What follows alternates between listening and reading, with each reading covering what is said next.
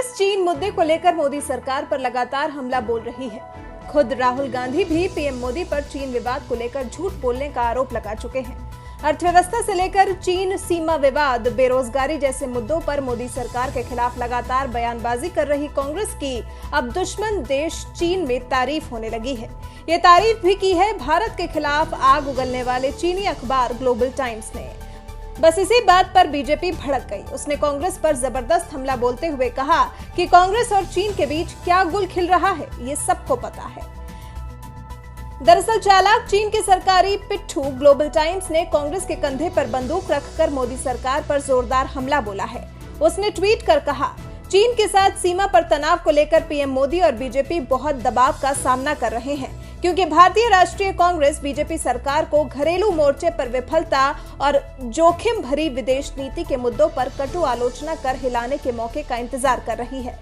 कांग्रेस के लिए चीनी मीडिया ग्लोबल टाइम्स से मिली यही बिन मांगी तारीफ भारी पड़ने लगी है, क्योंकि बीजेपी ने इसी के बहाने कांग्रेस पर जोरदार हमला बोला है।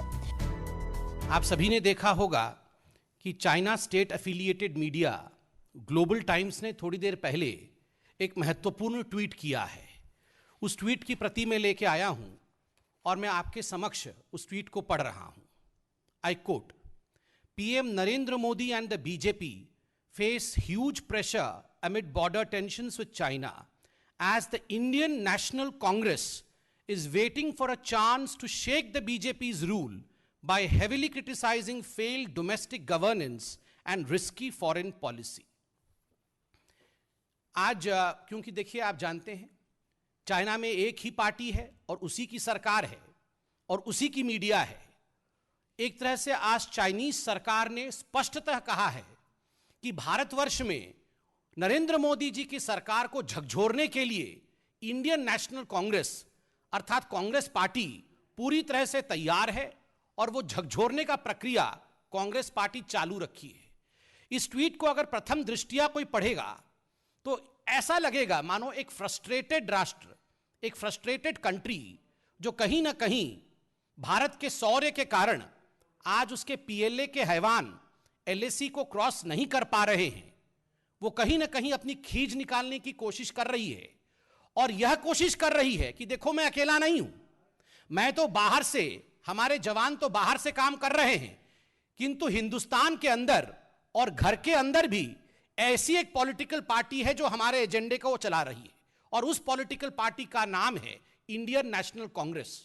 मतलब चाइना बाहर से अटैक करने की कोशिश, जिसको कि हम थॉट कर रहे हैं, जिसको कि हम नाकाम कर दे रहे हैं, और घर के अंदर हिंदुस्तान के सरकार को झकझोरने, जिसको अंग्रेजी में कोट अनकोट उन्होंने शेकिंग कहा है, सरकार को हिलाने और गिराने की कोशिश चीन के साथी इंडियन नेशनल कांग्रेस कर रही है। बीजेपी नेता संबित पात्रा ने कांग्रेस पर तंज मारते हुए कहा, जिस तरह से इश्क और मुश्क छिपाने से नहीं छिपते, उसी तरह से आज कांग्रेस और चीन के बीच खिल रहा गुल सबको पता है। बंधुगण, ये ट्वीट कोई मामूली ट्वीट नहीं है, ये बहुत कुछ कहता है। ये कहता है कि इश्क और मुश्क कभी छुपाए नहीं छुपते। आप देखिए, जब इश्क होता है तो आंखों ही आंखों में बात होती है और पूरी दुनिया को मालूम पड़ जाता है कि इश्क हुआ है। और जब मुश्क अर्थात खुशबू और सुगंध फैलती है तो केवल फूल तक ही वो सुगंध नहीं रहता है, पूरा विश्व जान जाता है कि कहां ये गुल खिला है। तो आज ये जो गुल खिला है चाइना और कांग्रेस पार्टी के बीच, ये जो इश्क हुआ है, इस इश्क और मुश्क को छुपाए भी कोई छुपा नहीं सकता है। कांग्रेस पर ताबड़तोड़ हमले बोल रहे संबित पात्रा ने पूछा कि ऐसा क्यों है कि चाहे पाकिस्तान हो, चीन हो या कुछ आतंकवादी हो, ये सब लोग कांग्रेस को पसंद करते हैं। बंधुगण, इसमें मैं आपको याद दिलाना चाहूंगा, ऐसा क्यों है कि चाहे पाकिस्तान हो, चाहे चीन हो, चाहे कुछ आतंकवादी भी हो, मैं उनका नाम भी सबका लूंगा अभी बराबर से, ये सारे लोग कांग्रेस को पसंद करते हैं। इन सबकी प्रीति कांग्रेस के प्रति है। ऐसा क्यों है? आप याद करिए, अनुच्छेद 370 आर्टिकल 370 हटाने के पश्चात पाकिस्तान में हाहाकार मचा, हिंदुस्तान में खुशी थी, पाकिस्तान में हाहाकार मचा। राहुल गांधी अचानक बाहर निकलते हैं पार्लियामेंट से और कहते हैं कि हजारों हजार लोगों का कत्लेआम हो गया है। ये मेरे पास खबर है, वो एक फेक न्यूज थी, झूठ कहा उन्होंने। और आपको पता है उस झूठ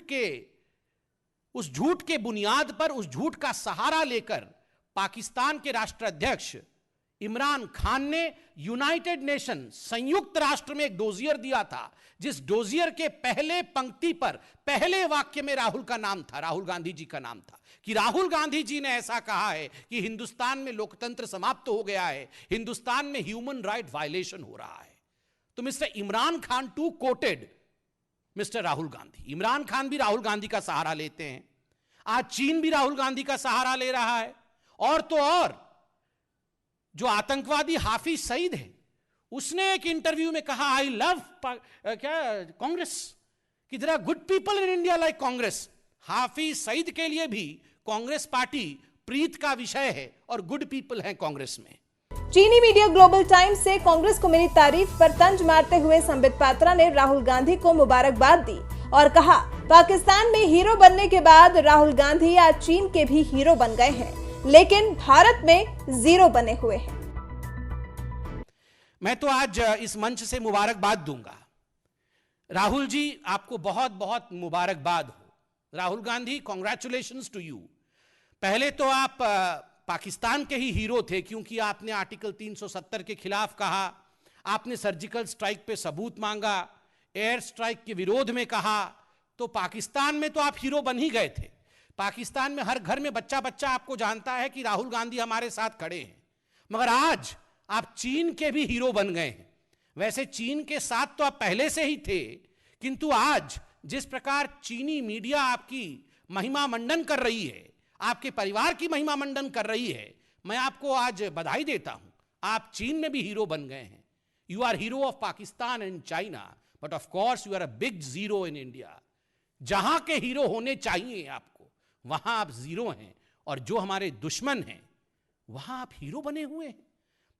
बीजेपी नेता संबित पात्रा ने पूछा, ऐसा क्यों है कि कांग्रेस के कंधे पर बंदूक रखकर चीन फायरिंग करने की कोशिश कर रहा है? यह ऐसा क्यों है कि चाइना आज कांग्रेस के कंधे पर रख के बंदूक चलाने का प्रयास कर रहा है? आज वो चाइना जो कहीं ना कहीं एक डिसएडवांटेजियस पोजीशन में है, हमारे इंडिया के राजनीतिक शक्ति के कारण, हमारे भारतवर्ष के सैन्य शौर्य के कारण कहीं ना कहीं चाइना आज पीछे हटा हुआ है, आज वो झुका हुआ है। वैसे में वो एक कंधा ढूंढ रहा था और इंडियन नेशनल कांग्रेस के कंधे पर रख के वो फायरिंग करने की कोशिश कर रहा है। ऐसा इसलिए है, आपको याद होगा जब ये पूरा प्रकल्प चल रहा था तो राहुल गांधी जी ने किस प्रकार चीन को कवर फायर दिया था। राहुल गांधी ने ट्वीट किया था कि हिंदुस्तान के प्रधानमंत्री, भारत के प्रधानमंत्री डरे हुए हैं। राहुल गांधी ने ट्वीट किया था कि भारत के प्रधानमंत्री, हिंदुस्तान के प्रधानमंत्री छुपे हुए हैं। राहुल गांधी ने ट्वीट किया था कि नरेंद्र मोदी दरअसल सरेंडर मोदी हैं, हिंदुस्तान के प्रधानमंत्री ने सरेंडर कर दिया है। आप खुद बताइए, अगर कोई इस प्रकार के शब्दों का प्रयोग अपने ही देश के, अपने ही मुल्क के प्रधानमंत्री के लिए, अपने ही प्राइम मिनिस्टर के लिए करे, तो उसके कंधे को दुश्मन देश इस्तेमाल करेगा या नहीं, इसका निर्णय आप लीजिए। संबित पात्रा ने कहा, मां बेटे ने 2008 में चीन के साथ एमओयू नहीं किया था, इसके पीछे एक षड्यंत्र था। आज वो षड्यंत्र खुल गया है। मां बेटे ने चीन में अपना ईमान गिरवी रखा था। हमारे अध्यक्ष आदरणीय जगत प्रकाश नड्डा जी ने एक बहुत महत्वपूर्ण ट्वीट करके न केवल आपको सूचना दी थी, अपितु देश से एक सवाल भी पूछा था। कांग्रेस पार्टी से एक सवाल पूछा था कि आखिर 2008 में बीजिंग में मां बेटे अर्थात सोनिया जी और राहुल जी जाके उन्होंने जो एमओयू साइन किया था शी जिनपिंग के साथ, उस एमओयू के कंटेंट क्या थे, क्या था वो एमओयू। और सुप्रीम कोर्ट में भी जजेस ने हैरानी जताया था कि आखिर ये कैसे हो सकता है कि हमने दो देशों के बीच तो एमओयू सुना है, एक परिवार या एक पार्टी और एक देश के बीच एमओयू कैसे हो सकता है। वो एमओयू भी हुआ था और आज उस एमओयू के पीछे का सच सामने दिखा है। मैं आपको बता दूं, आदरणीय जगत प्रकाश नड्डा जी ने स्पष्ट रूप से बताया था कि जो एमओयू है और मीडिया ने छापा था, ये एमओयू मेंशन करता है कि we wanted close relation not with the UPA government but with the Gandhi family. ये एमओयू गांधी फैमिली और शी जिनपिंग और उनकी पार्टी को, उनकी सरकार को, उनके बीच में नजदीकियां बढ़ाने के लिए थी। और आज ये सच्चाई सामने आ रहा है कि गांधी परिवार और शी जिनपिंग के साथ ये जो पूरा का पूरा षड्यंत्र हुआ था, उसी का नतीजा है जो आज हम सामने देख रहे हैं कि ग्लोबल टाइम्स और चीन की सरकार राहुल जी के कंधे पर, सोनिया जी के कंधे पर रख के फायरिंग करने की कोशिश कर रही है। चीन सीमा विवाद को लेकर कांग्रेस और बीजेपी में जबरदस्त जुबानी वार चल रहा है। इधर से संबित पात्रा ने कांग्रेस पर ताबड़तोड़ कई हमले किए, तो उधर से कांग्रेस प्रवक्ता रणदीप सुरजेवाला ने भी बीजेपी पर जोरदार पलटवार किया। उन्होंने तो यहां तक कह दिया कि पीएम मोदी चीन का नाम लेने से भी घबराते हैं। कांग्रेस की ओर से मोर्चा संभालने वाले सुरजेवाला ने बीजेपी पर हमला बोलते हुए कहा कि भाजपाई हमें ज्ञान बांटने आते हैं, लाल आंखें दिखाने का वादा कर वोट जुटाते हैं, लाल आंख दिखाने का वादा कर वोट जुटाते हैं, सत्ता में आज चीन पर आंख मूंद सो जाते हैं। कांग्रेस और बीजेपी की ओर से जारी वार पलटवार के बीच बीजेपी प्रवक्ता संबित पात्रा ने और क्या कुछ कहा, प्रेस कॉन्फ्रेंस में सुनिए। आज यह भी समझ में आ रहा है कि आखिर क्या कारण था कि जब डोकलाम स्टैंड ऑफ चल रहा था, उस समय चीनी टेंट के नीचे पूरा का पूरा गांधी वाड्रा परिवार रंगे हाथ पकड़ा गया था। पहले तो जब मीडिया ने इस विषय में सच्चाई बताई तो गांधी परिवार से उनके प्रवक्ता ने कहा कि नहीं नहीं नहीं, हम तो वहां थे ही नहीं। बाद में आप लोगों ने फोटो दिखाया तो सारा हकीकत बयां हो गया कि पूरी की पूरी गांधी खानदान, वाड्रा खानदान ये टेंट के नीचे थे, चीनी टेंट के नीचे थे। आज समझ में आ रहा है ये चीनी टेंट के नीचे क्यों थे और आखिरकार चीन इस परिवार का इस्तेमाल इस प्रकार क्यों कर रही है। बंधुगण, वह दृश्य भी आपको याद होगा 3 जुलाई को जब हमारे देश के यशस्वी प्रधानमंत्री, जिन्होंने देश के बागडोर को किस प्रकार संभाला है कि चाहे पाकिस्तान हो चाहे चीन, उन सबको करारा जवाब मिल रहा है। जब वो लद्दाख के बॉर्डर पे गए थे, जब वहां जाके उन्होंने हिंदुस्तान के सीमा के पास, LAC के पास उन्होंने हमारे आर्मी को संबोधित किया था और उसके पश्चात हॉस्पिटल गए थे, बेस हॉस्पिटल में जाके जो हमारे हताहत हुए सैनिकों को देखा था, उनके हाल को जाना था, तब कांग्रेस पार्टी ने ट्वीट किया था कि ये तो झूठी तस्वीरें हैं, ये जो इंडिया के सेना के जवान यहां लेटे पड़े हैं किसी को चोट नहीं आया है, ये हॉस्पिटल का फोटो नहीं है, ये तो किसी ऑडिटोरियम का फोटो लगता है। तो आपको पता है उस दिन आर्मी को एक क्लैरिफिकेशन देना पड़ा कि कोविड का विषय चल रहा है, इसलिए चूंकि बाकी जगह कोविड के मरीज हैं, हमने सैनिकों को अलग से रिसेप्शन क्षेत्र में रखा हुआ है और ये हॉस्पिटल ही हैं और ये हमारे जवान हैं और ये हताहत हुए हैं। इस स्तर तक कांग्रेस पार्टी चली गई थी। हुसैन दलवाई उनके सांसद कहते हैं कि इंडिया के सैनिकों ने, जो 20 जवान जिनको शहादत मिला, उनको आज हम सल्यूट करते हैं, उन 20 जवानों ने एक भी PLA के हैवान को नहीं मारा, एक भी PLA के हैवान को नहीं मारा। यह हुसैन दलवाई और कांग्रेस पार्टी का स्टैंड था।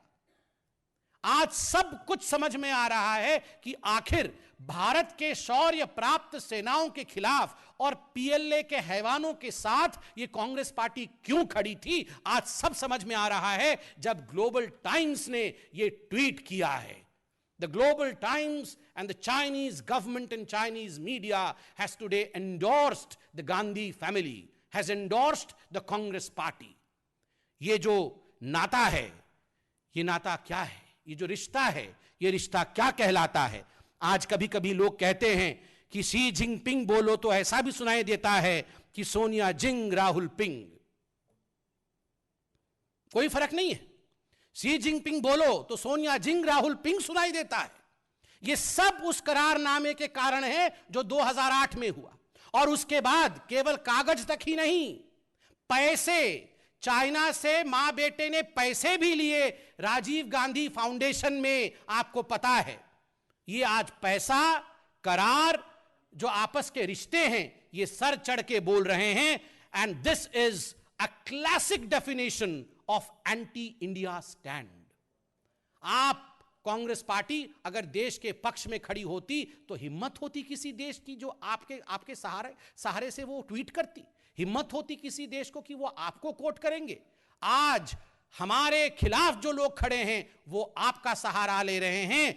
आपके नाम पर ट्वीट कर रहे हैं, एक बात स्पष्ट हो गया है कि आप देश के साथ खड़े नहीं हैं। आप उन ताकतों के साथ खड़े हैं जो देश के साथ नहीं, देश के विरोध में हैं। बहुत बहुत धन्यवाद। कोई प्रश्न इस विषय में हो तो पूछ सकते हैं।